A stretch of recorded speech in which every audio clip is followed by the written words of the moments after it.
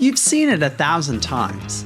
On a soup can, a comic book panel, a billboard, a celebrity's face. But pop art doesn't ask, "Is this beautiful?" It asks, "Who sold this to you and why did you buy it?" Welcome to Art Happens, the divine mess of art history, presented by J Squared Atelier. I'm James William Moore, your curator, your tour guide, and your occasional accomplice in artistic chaos. Today's episode is pop art, the movement that looked at advertising, celebrity, and consumer culture and said, "Fine, if this is what you worship, let's put it in a museum and see how it feels." Because pop art is glossy. Picture it, post-war America and Britain. The economy's booming. Factories are humming. Suburbs are multiplying like rabbits. And everywhere, images, ads, packaging, magazine covers, TV, movie stars, products with personality. A whole world built out of branding. And modern art, by this point, has gotten complicated. Abstract expressionism is dynamic, emotional, and deeply serious. Big canvases, big feelings, big myth of the tortured genius. Pop art shows up with a grin and a shopping bag and says, "Actually, the real epic story of our time is commercial imagery."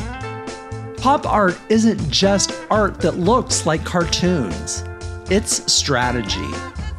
Pop artists grab the visual of mass culture, stuff designed to be instantly readable, and push it into the fine art space. And that creates a problem on purpose. Because once a soup can is on a gallery wall, you can't unsee the question. Is it art because it's in a museum? Or is it art because you've already been trained to recognize it, desire it, and trust it? Pop art lives in that uncomfortable space where you're not sure whether you're laughing or being accused. If pop art has a mascot, it's Andy Warhol. Pale, quiet, unreadable, like a human blank screen. Warhol's genius wasn't just painting consumer products, it was treating modern life like an assembly line. He used silkscreen, a process tied to commercial printing, repeatable, scalable, mechanical. And he made work that felt like the way culture actually spreads. Copy, paste, repeat, repeat, repeat. You get Campbell's soup cans. Not one heroic soup can, but a lineup, a shelf, a product display. You get Marilyn, bright, iconic, and multiplied until she becomes less a person and more a logo. Warhol's message is slippery on purpose because he doesn't stand there wagging a finger saying consumerism is bad. He does something colder. He shows you the image until it goes numb. And then you realize fame isn't intimacy, it's reproduction. Celebrity isn't a person, it's a product you recognize.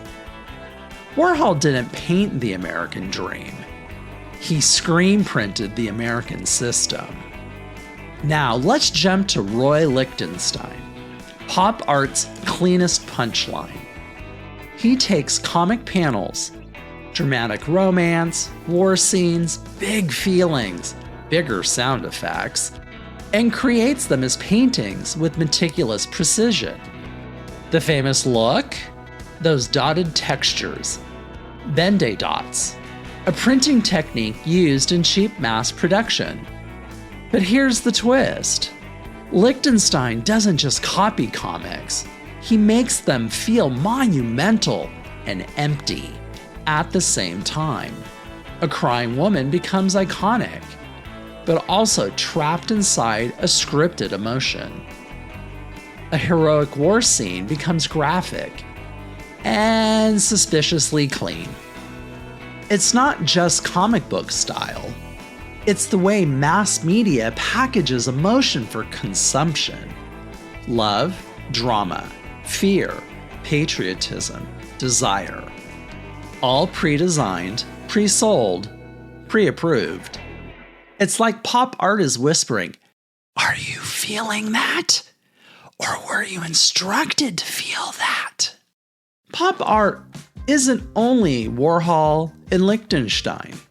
It's a whole crew turning modern life into a showroom. Klaus Oldenburg makes soft, oversized sculptures of everyday stuff. Burgers, ice cream, toilets. Like consumer culture melted into a dream. Tom Wesselman turns the American interior into a glossy stage set. Bodies, appliances, advertising colors, desire with perfect lighting. James Rosenquist, a former billboard painter, smashes together fragments of ads so they feel like your brain experiences media. Chopped, layered, relentless.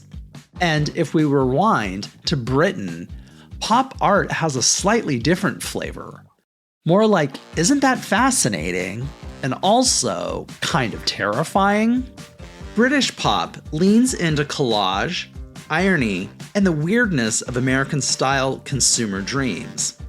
If British pop art has a birth announcement, it's not a painting, it's a collage made out of shopping cravings. In 1956, Richard Hamilton makes this little bomb of an image. Just what is it that makes today's homes so different, so appealing? A living room built entirely from advertisements, where a bodybuilder hoists a lollipop that literally spells pop, like the movement naming itself in real time. And look at what Hamilton is really doing here. He's staging a modern life as a showroom. This isn't a home, it's a sales pitch, masquerading as domestic bliss. Every object feels new, improved, must have. The furniture is sleek, the gadgets are shiny, the food is packaged, the entertainment is constant. Even the bodies are products. The man is a cutout of muscle and swagger. The woman is posed like an ad, not a person. They aren't living in the room. They're being sold inside it. And the title is doing a lot of work. It sounds like a friendly magazine headline. What makes today's homes so appealing? But it's also a trap. It forces you to answer, is it comfort or consumption? Is this appeal about taste or about advertising teaching you what to desire? Hamilton's collage is funny on purpose, almost campy, but it's also sharp. The joke is that the modern ideal interior isn't designed by an architect or a homeowner. It's designed by corporate culture, by branding, by the endless loop of images telling you who to be, what to buy, how to look, what to want. So when that lollipop says pop, it's not just a cute label for a new art style. It's a warning light. Pop is what happens when art stops pretending it lives in a separate, sacred world and admits it's swimming in the same ocean of mass media as everyone else. Here's the core of pop art's magic. It doesn't land cleanly on one side. It's not pure celebration, and it's not pure critique. It's complicit, and that's the point. Pop art knows the images are seductive. It knows bright color is fun. It knows branding works. And it also knows that's exactly the trap. Because once you realize culture is a factory that produces desire, you have to admit you're part of the supply chain. Pop art doesn't ask you to escape the system. It asks you to notice it. Pop art predicted the world we live in now, a culture of infinite images, endless repetition, and fame as a subject, and fame as a product. Today, it's not just soup cans and movie stars. It's influencers, logos, viral memes, brand identities that talk like people. Even our personalities get packaged for the feed. Pop art isn't a time capsule. It's a mirror. And the mirror is extremely high definition. So if pop art feels flashy, good. That's the bait. But once you're close enough to admire the shine, you should see the machinery underneath it. Pop art didn't celebrate fame.